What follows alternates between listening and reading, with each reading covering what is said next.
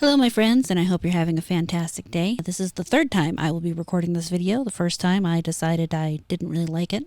The second time I realized I forgot to add the mic input on my new scene here. And so yes, that brings us to 3, which is fantastic. Just as a reminder, there will be a stream tonight at 7 p.m. I will be playing Baldur's Gate 3. That's 7 p.m. Mountain Time. 9 p.m. Eastern and 6 p.m. Pacific.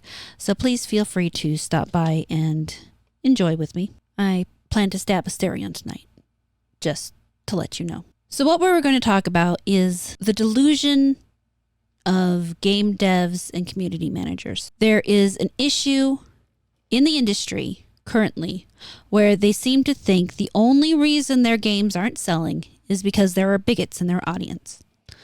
Apparently, if you get rid of people, the people that are left will buy your game. I don't understand how this makes sense myself, but it is what they seem to think. They want the bigots removed so that gaming can become, I don't know what. This is that Park Place. After Alan Wake 2 failed to turn a profit, Game's senior community manager calls for bigots to be removed from gaming communities. This all starts with a tweet from a guy who's, just basically saying right-wing gamers are delusional.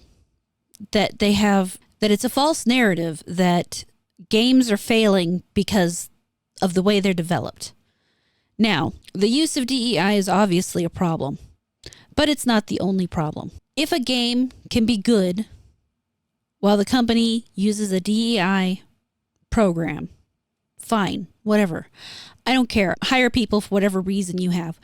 Whatever. Just get your job done. Get it done well and don't kill people while you're at it. However, obviously that's not working. The people they're hiring, for whatever reason they hire them, are creating bad designs, bad games that people don't want. Now, whose fault that is, they're going to shift blame. Last time we were talking about how some people were blaming the corporate structure, the C-suite, the CEO people for making these decisions and forcing these poor devs to make this game against their will somehow. I don't know. Because obviously you can't just quit and go somewhere else or something. Personally, if I knew I was developing a game no one would want to play, I would do that. I would go work at McDonald's for a few months or something until I found another job. I would figure it out. But I'm sure as hell not going to put out the type of bullshit that they have been. They are apparently under the assumption that if you get rid of the hateful people, then people would buy games like Concord. They would buy games like Dustborn without realizing the problem isn't the bigots. The problem isn't Twitter even. As much as I enjoy my time on social media, I am well aware of the fact that social media is not reality. These people don't seem to understand that. There will always be people who say bad things about your game, and they don't always come from a negative place of anti-diversity and inclusion. I wish I could remember which tweet it was yesterday, the one fellow who said that even leftists didn't care about Concord. And if there's one thing leftists are good at, it's performatively caring about things. Doing things just to make people think they're good people. And in this case, obviously, they should have been buying Concord. They should have bought Dustborn. But no, that audience doesn't exist. Nobody cared about those games. Nobody wanted those games. You're not going to get rid of people to the point that suddenly these games are successful. Mr. Khalif Positivity Peddler Adams says, to prune all your gardens, push out bad actors, prepare your teams for the current conversation zeitgeist. Give your community and social teams autonomy and resources to battle against toxicity.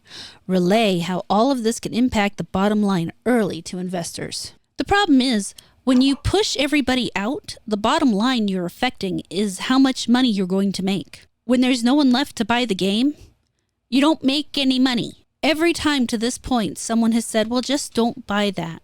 Just don't see the movie. It's not for you. Just don't buy the game. It's not for you. And now people are listening, Obviously the game's not for me. Obviously the movie's not for me. And then they get mad because nobody saw it. Makes no sense. Now the people who didn't see it, it's their fault for not going and seeing it.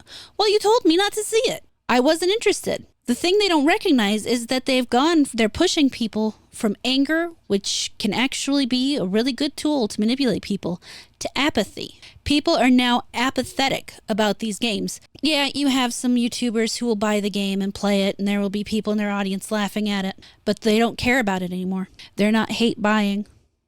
They're not hate watching. They're watching somebody else do it because it's a way to pass some time. Because you didn't make the game or the TV show they actually wanted to see. So now they're going to let somebody else do the work of actually watching it and laugh at their pain. Because that's what most of it is. It's pain and suffering. One of the reasons, unfortunately, you won't see me doing that. I do not have that kind of patience. People have stopped caring that you don't like them. They've stopped trying to make nice. They've stopped trying to be cooperative. Because they've come to the conclusion, the understanding, that it doesn't matter what we do. It doesn't matter how we try to word our critiques. It doesn't matter how we try to represent what we would like. In the end, unless it fits the box that people like Khalif and Daniel and Vita here want it to be in, then we're wrong. And we're wrong because we're bigoted. That's the only reason we're wrong. Because who wouldn't want to play an all-woman football team or an all-trans woman football team? In which case you might as well just pay a regular football team, but that's beside the point. They don't understand the games. They don't understand. I honestly have a hard time understanding why they're even in gaming.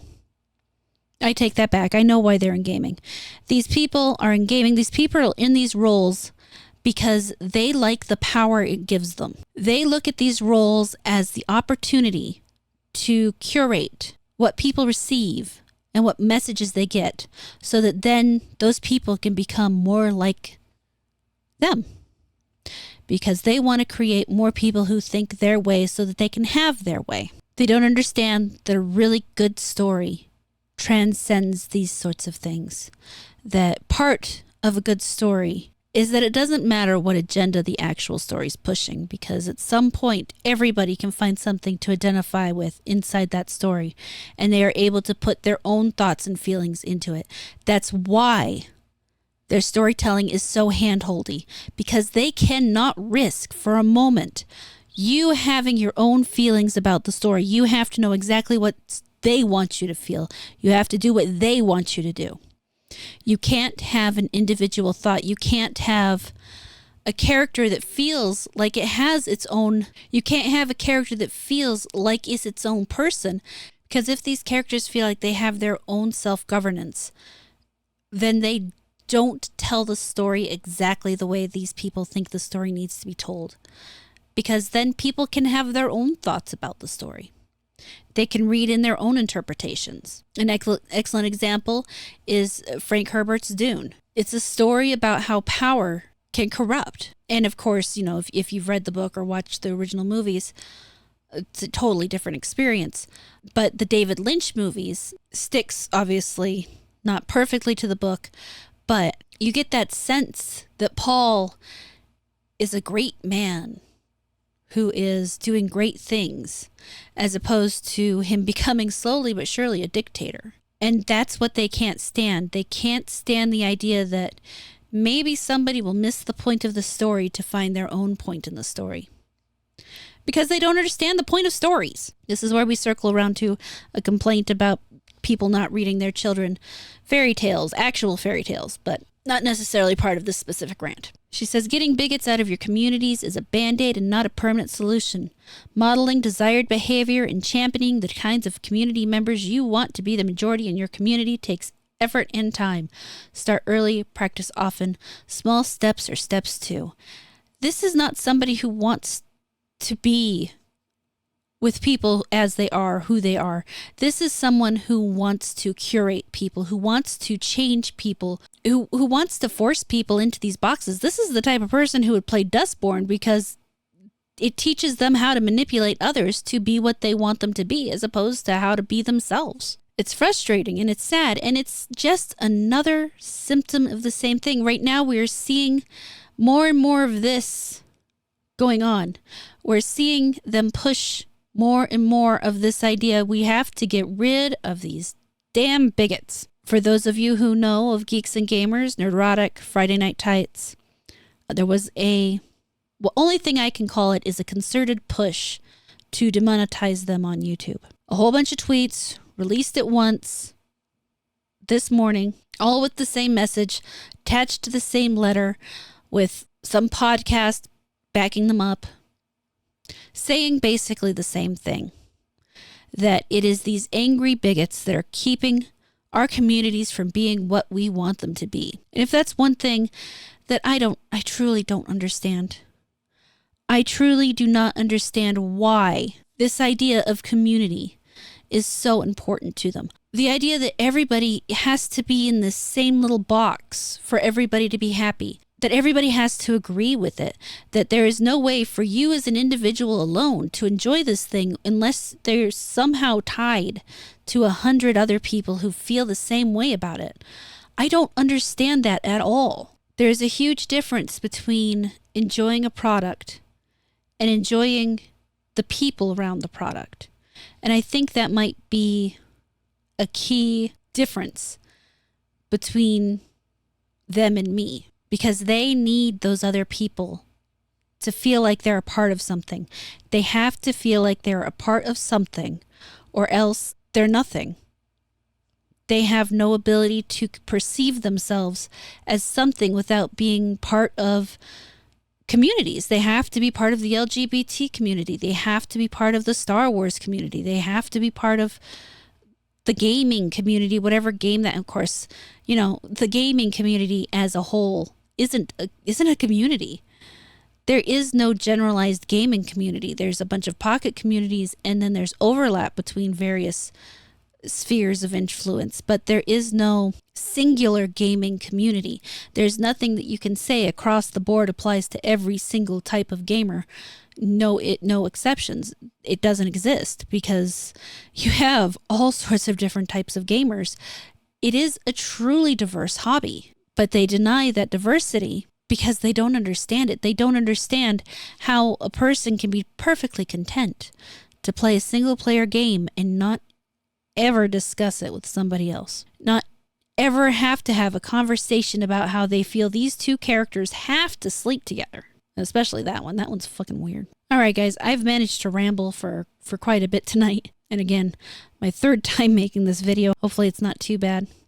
I appreciate you all being here so very much. Let me know if you have any thoughts about anything I said, if it makes sense. Let me know if I was just rambling aimlessly and didn't say anything at all. I'd appreciate that very much. I look forward to reading your comments. Thank you so much for watching this video. I really hope you enjoyed it. Please like, comment, subscribe, and turn on the notifications. If you really liked it, you can feel free to share it around, and I will catch you later.